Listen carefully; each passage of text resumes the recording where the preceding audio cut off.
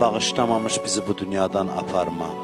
Bu orucluğu bizi axırıncı orucluq qərar vermə. İzzətin xatirinə izzətimizi əlimizdən alma. Sən and verirəm mübarək Ramazan ayının hörmətinə, hər kimin nə hacəti var, nə dərdi var, bugün hacətin götürüb sənin evvə gəlib, hamımızın dərdlərimizə dərman elə. Bütün xəstələrə, nəzərdə olan xəstələrə şifaya acil mərhəmət elə. Ölənlərimizi qəriq rəhmət elə. Dünyadan köçən valideynlərimizə rəhmət elə. Qalanlarını, sağ olanlarını yerin göyün bəlasından hifz elə. Ömrümüzün axırınacan bizə halal minnətsiz ruzi mərhəmət elə. Bizi bundan artıq bir-birimizə mehriban elə. Bizi şeytan, nəfs-i əmmarə şərrindən hifz elə. Qəbrimizin əvvəl gecəsində Mövla Əmir-el-Muminini başımızın üstündə hazır elə. Dünya və axirət üzü ağamızın nur-u vilayətindən ayrı salma.